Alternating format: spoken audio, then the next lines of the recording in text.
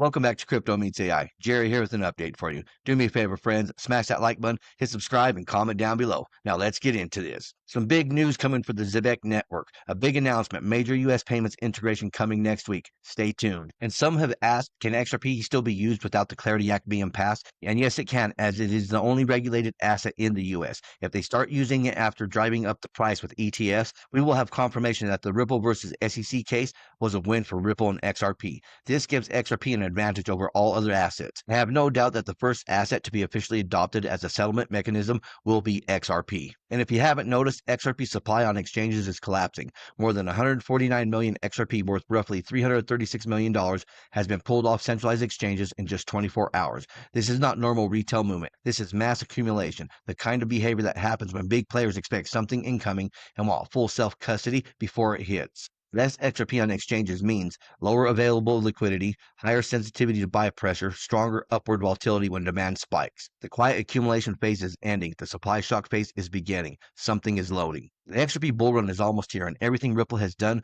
for the past 3 years is now falling into place. Remember what Brad Garlinghouse said. XRP sits at the center of everything Ripple does. Lock in. Right now, XRP checks every single box. We're not just talking about hype or excitement. We're talking about measurable progress.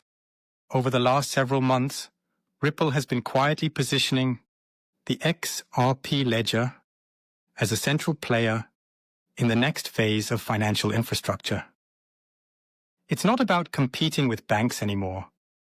It's about partnering with them. Ripple has spent years building relationships with financial institutions around the world, and those partnerships are now converting into real-world use cases. When you have a network that can settle transactions in seconds with negligible fees and operate globally, that's not a dream, that's a working system, and the world is starting to recognize it. From Latin America to Asia, more payment corridors are coming online using XRP and the XRP ledger to handle cross-border value transfer. That kind of integration doesn't make headlines every day, but it's what creates lasting value in this space. Now, combine that with what's coming. The end of the government shutdown, improving market sentiment, and new waves of liquidity entering crypto. And you start to understand why this setup could be historic. We're not just looking at one positive headline, we're looking at multiple catalysts aligning all at once.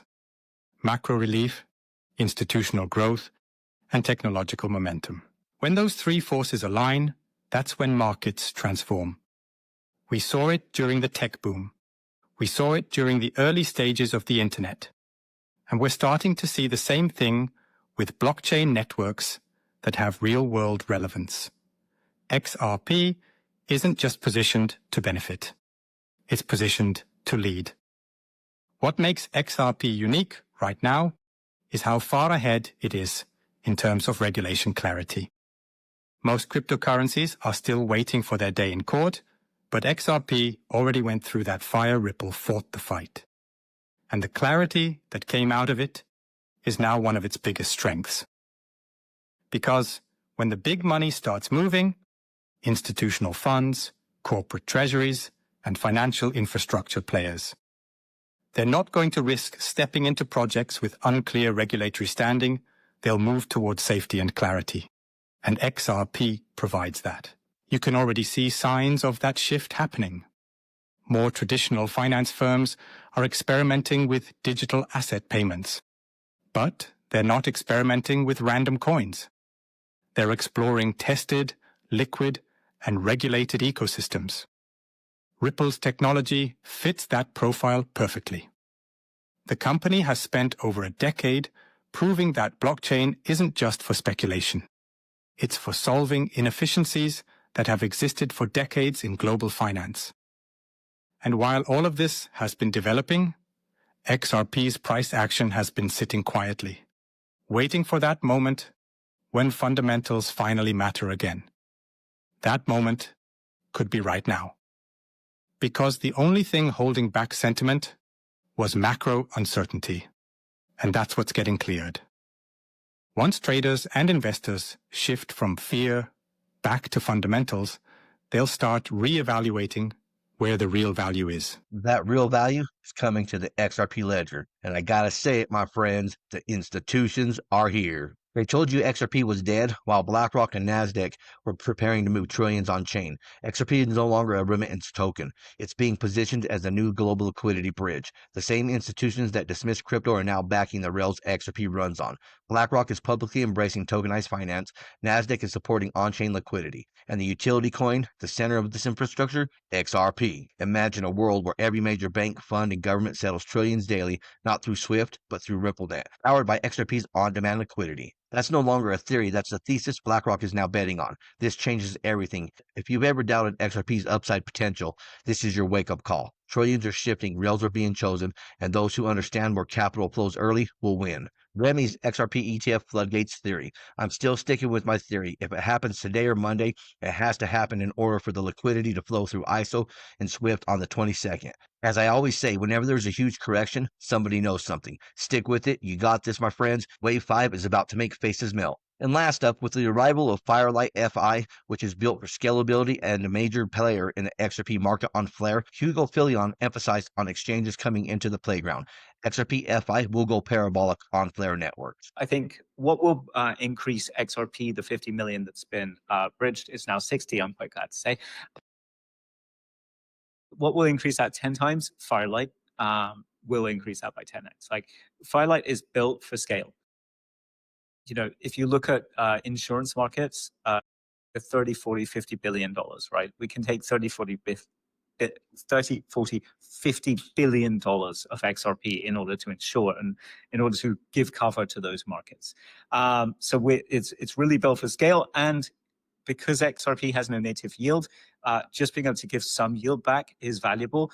Getting that staked representation and then putting that into the Flare ecosystem to maybe borrow against that staked representation and do more with your money, I think that grows to, you know, multiple billions, you know, already.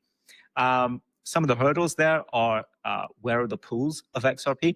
So you have a big retail pool, but you also have a huge amount of retail that are holding their XRP at custodians and exchanges. So onboarding exchanges, it has been pretty critical for us. That's a process we're very comfortable with where we are. So I think there'll be a number of exchanges participating in Firelight, first of which is already announced, called Uphold. And then really making the experience as easy as possible for retail with smart wallets. That is critical. So smart wallets allow a XRP user to only ever make transactions on the XRP ledger. They never need to come to Flare. So they can bridge their XRP to Flare and direct where that XRP goes on Flare without ever touching Flare.